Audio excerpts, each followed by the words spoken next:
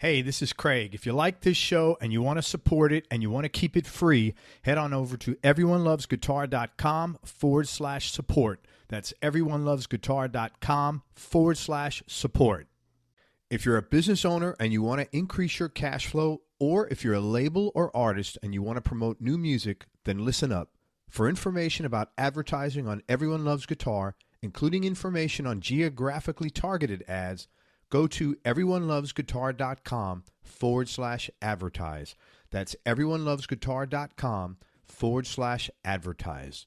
If you want to buy or sell a home or investment property and you're here in the Tampa Bay area, in Hillsborough, Pinellas, or Pasco counties, then listen up. West Florida Real Estate is a local residential real estate broker that's helped over 250 Bay Area homeowners buy and sell their properties in the last 4 years alone. If you're looking to sell, you'll want to get their free report, The 7 Biggest Mistakes Homeowners Make When Hiring a Realtor. And if you're looking to buy a property, you definitely want to get your hands on the 21 Most Expensive Mistakes Tampa Home Buyers Make When Buying a Home. Each one of these reports is going to save you time and money. Inside, you'll discover the 7 most important things to consider when hiring a realtor, what to do if you're buying and selling a home at the same time, and the danger of choosing a realtor who agrees with everything you say. To get your hands on these free reports, head on over to westfloridarealestate.com. That's westfloridarealestate.com. Hey, everybody, this is Craig Garber. Welcome to Everyone Loves Guitar. We have a repeat guest with the one and only Ben Monder. If you hadn't checked out Ben's interview from last time, let me tell you, Ben is an amazing jazz player. He is truly one of the most, he's not going to cop to any of this. He is literally one of the most respected and revered and really admired, I'm not even say jazz players, just guitar players and musicians in New York City. As an example, I was on the phone with someone last week who told me, and people are constantly like, when I first had Ben on my show, I didn't realize like how like the royalty I had on, ignorant me. But I've had multiple guys tell me, he's just the stud. But last week I was on an interview with Pete McCann, another really good jazz player in New York, and he's in Jersey, but he's still a good guy. But he was telling me that Ben was playing. Ben, when was that event? Because I asked you, was it? I think it was March of this year. So it's right now it's mid-June. Anyway, and there were all these like royalty of jazz there, and like amongst themselves after Ben played, they were like, I can't play guitar ever again because Ben is just amazing. So I would like you to check out Ben's music and listen to his record and buy his record that we're going to talk about today, but also go back and listen to Ben's interview because he's a real lovely, genuine guy with a, great character and just a lot of fun to talk to. Anyway, and he's bashful because probably no one's ever told him how much fun he is. Ben, you're a lot of fun.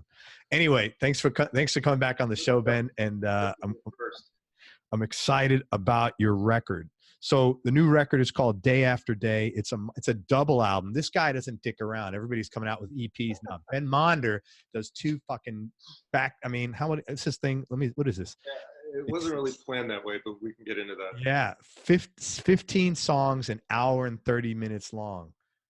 What a hero. What made you put out a double record with 15 songs on it? Like, what was your motivation to tackle such a big project? Well, it's kind of a long story. Or not a particularly interesting story, but since you asked, I think 2014, I got a grant from the Shifting Foundation.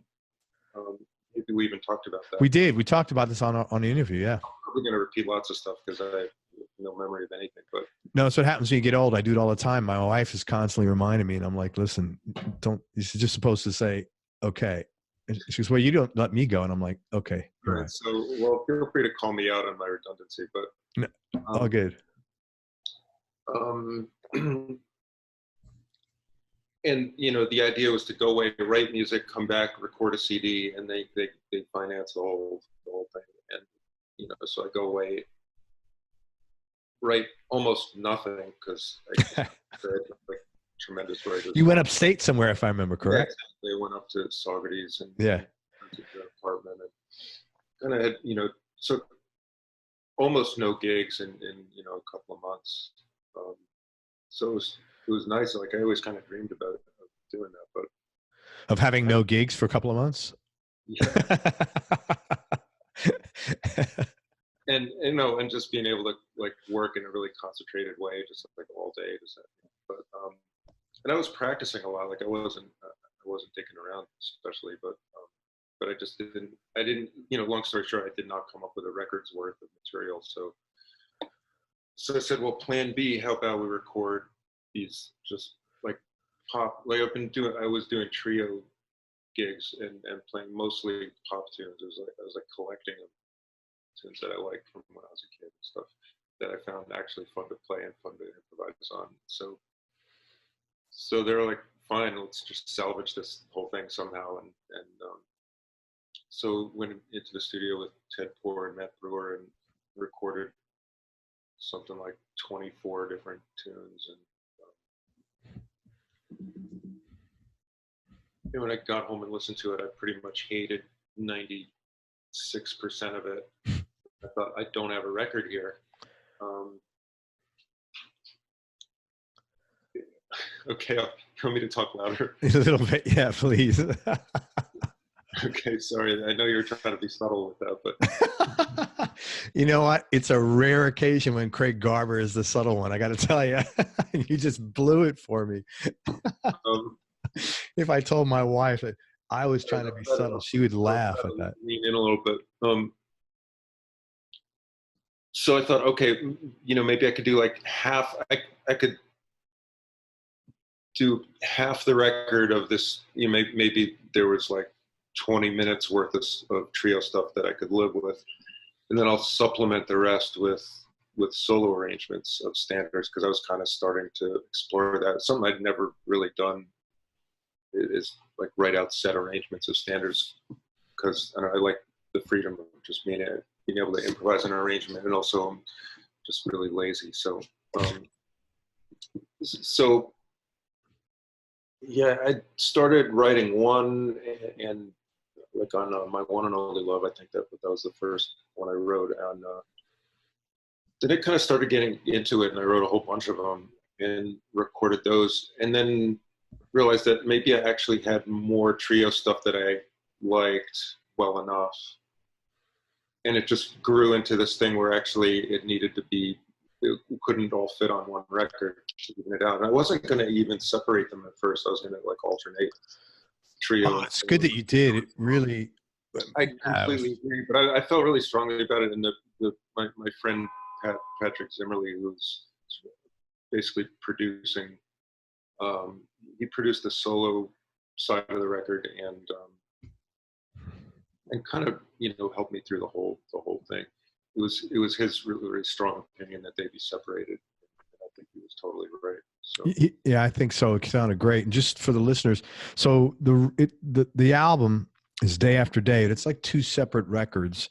So the first CD, if you're buying CDs, is Ben alone on solo guitar, which I think takes a hell of a lot of balls to do, because it's just you and the guitar, man. I mean, well, it doesn't feel like it takes a huge amount of balls unless I'm actually performing, in which case it's kind of terrifying.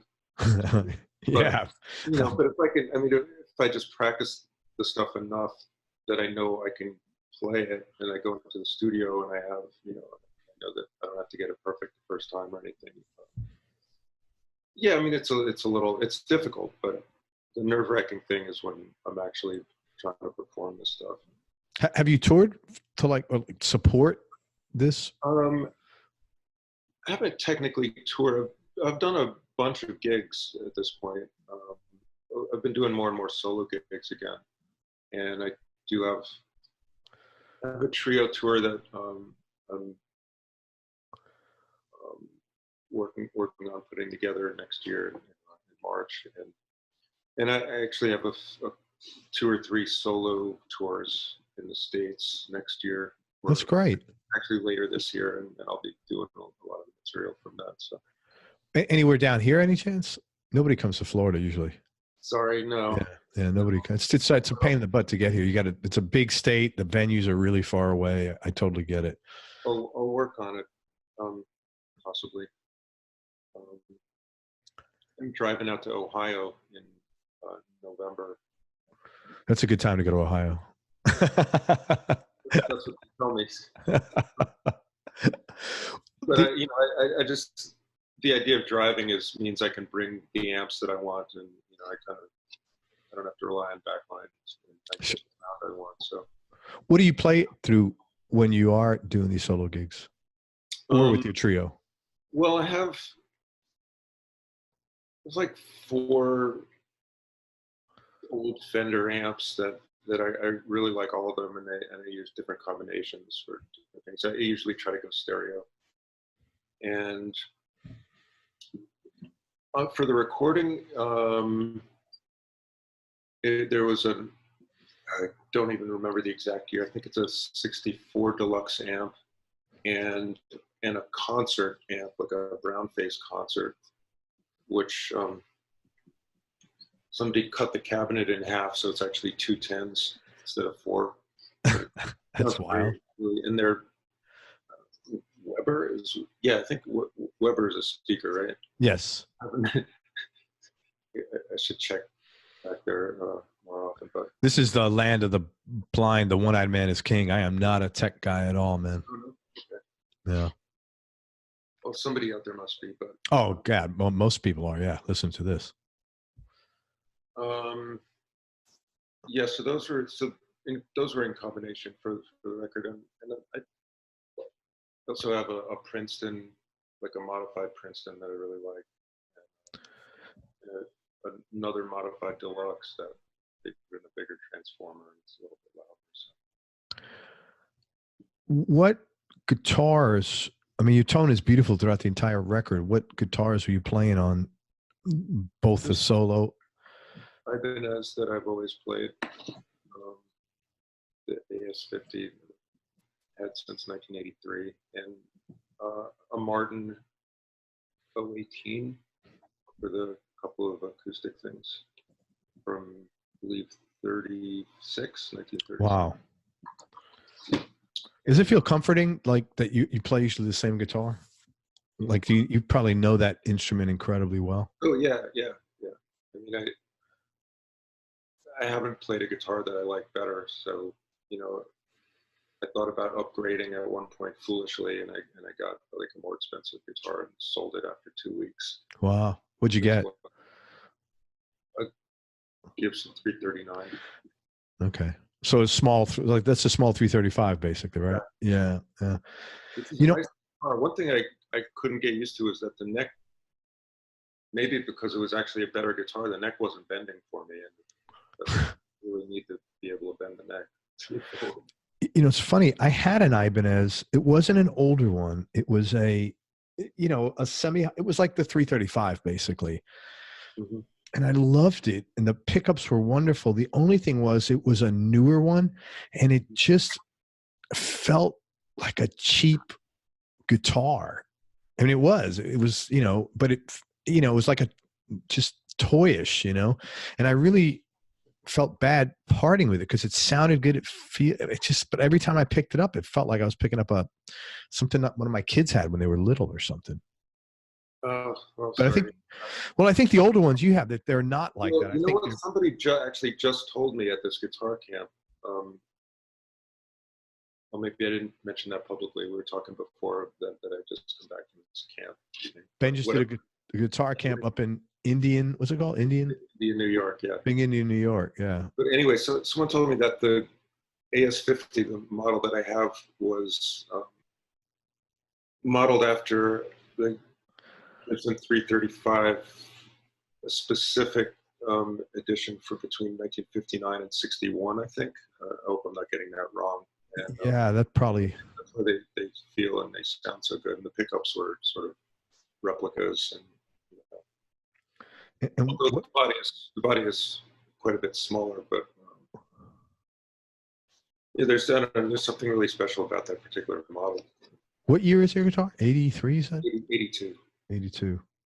So I bought it used. It had been around for a year. Where'd you buy that? In the city? Yeah, when I was going to Queens College, and there was there was an ad on the bulletin board, you know, with a picture of it. I liked the way it looked, basically. Very cool, man. Oh, there's one other guitar that I used on the record on. So at the end of one of the sessions, I just decided to do like an ambient improv thing. But right before that happened, my guitar broke. Basically, like the jack, just like the wire in the jack snapped, and I wasn't getting any sound out of it. So I borrowed this. It's almost like a toy Les Paul replica that the studio had, because I did it at Brooklyn Recording, which, you know, there's like 500 amps there, and like a museum in there. So who owns that? Andy Taub. Okay. Yeah, great studio. But anyways, so I just picked up this like weird little Les Paul with, I think it felt like there were like 9s or 8s on it, and just put all my pedals on and turned everything up to 10 and just kind of like did this improv. And I guess in the back of my mind, I thought, well, to fit in with the theme of the record, I'll like play the melody of something recognizable. So that became Day After Day. So That's my favorite song on the record. Really? Yeah, it's my favorite song on the whole record. Yeah. That's funny. I love that song. What a great. Sorry, I had to wait an hour and a half to hear it. But no, it's great. No, the whole record was great, man. It really was. I'm not just saying it. It was really a good record. I enjoyed it. And I thought it was so cool, like the transition. So when you finish, you know, the Midnight Sun Will Never Set, which is the last song on the solo stuff with just you and a guitar. And then you go into Galveston, which is a great song. It was so good because it was really silent. And then all of a sudden Galveston comes on. There was something about it. It was yeah, kind of like a window opens up or something. Yeah, but it wasn't it was a big change, but it wasn't jarring. It was like, you just put it very, very succinctly. It was like a window suddenly opened up. And you were like aware, oh, let me poke my head outside. It's different, you know, but it wasn't, it was radically different, but it wasn't. What's that? No, it was great. No, man, it was great. Your tone is so good, man. You know, you're you know, everybody says all this stuff about you. It's not like they're lying, you know? Well, yeah, I credit the finally found like a really good combination between that concert and the deluxe that it's like giving me all the overtones. It was really good, man.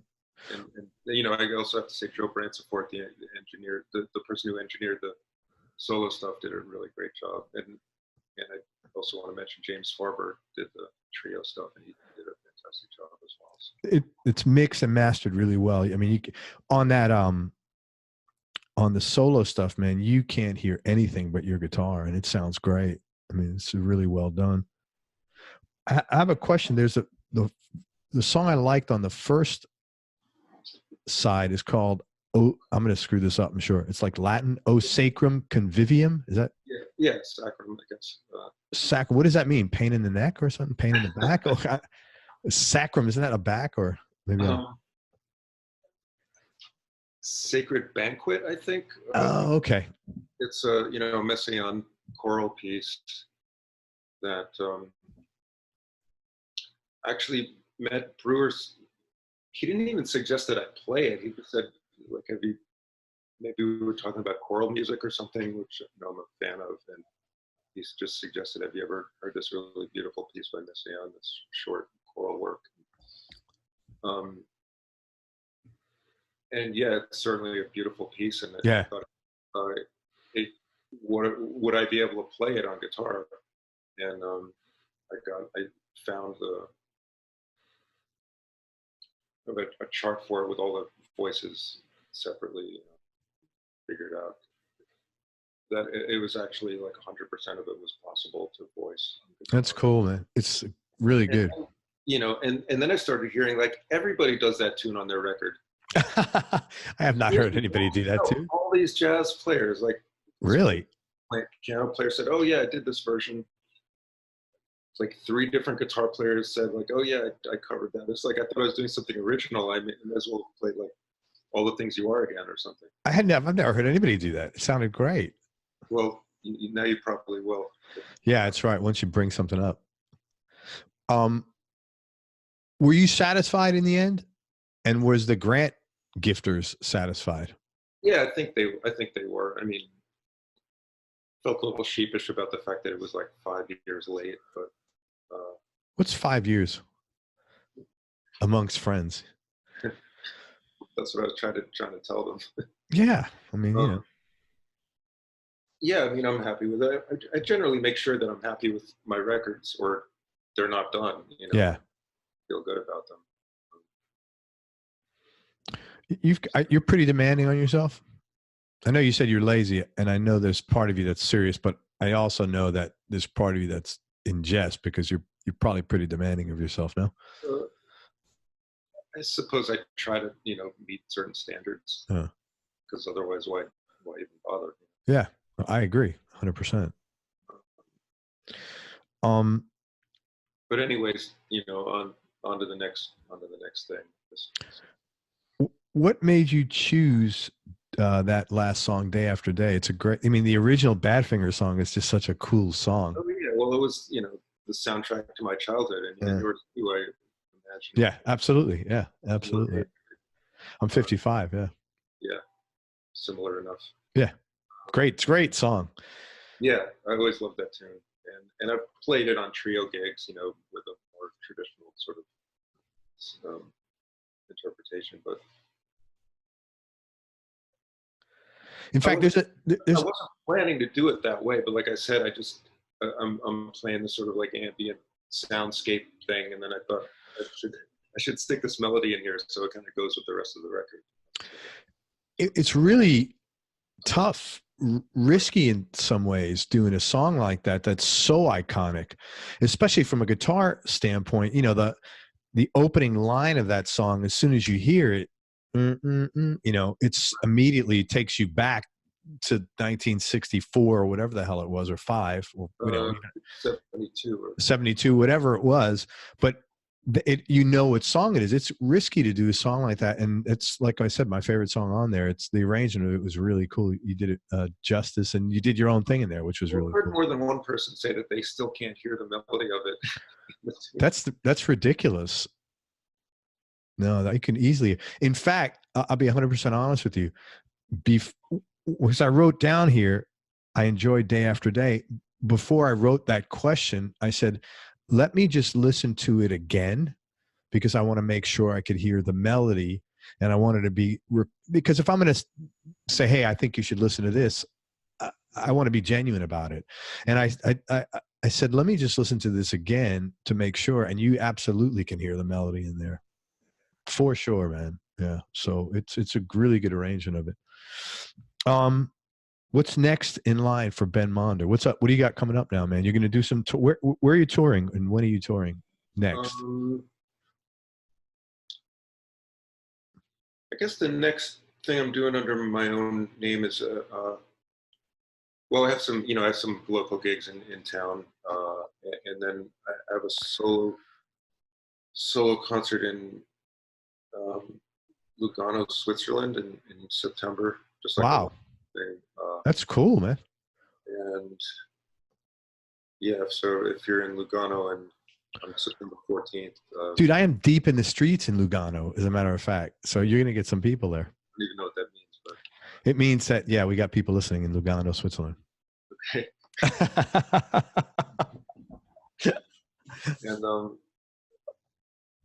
and then Tony Malaby and we're doing like some trio gigs. This is a totally different project that I really enjoy.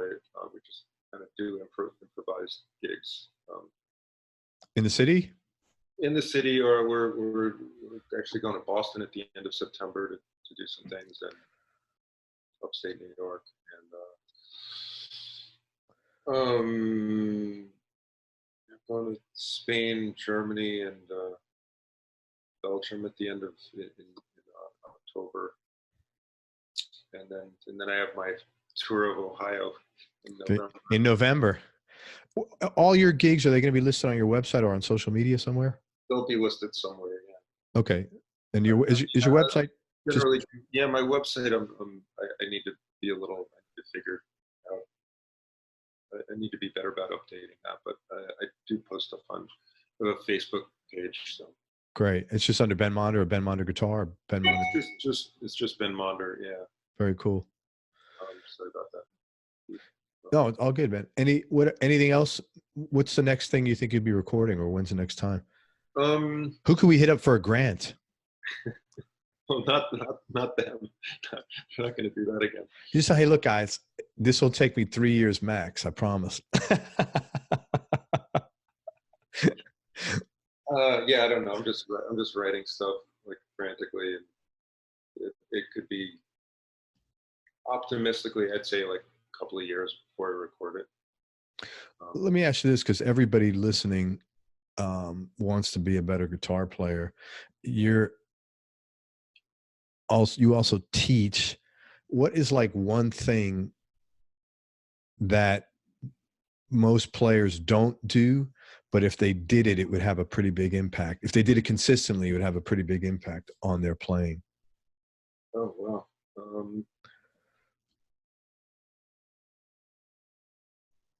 It's fairly common for guitarists to not leave space. So if you could just discipline yourself to stop playing once in a while, Yeah, that would go a long way to making your ideas more relatable and more translatable. And just as far as practice relaxation as much as you're practicing all your, your technical whatever we're doing. so what do you mean specifically? Just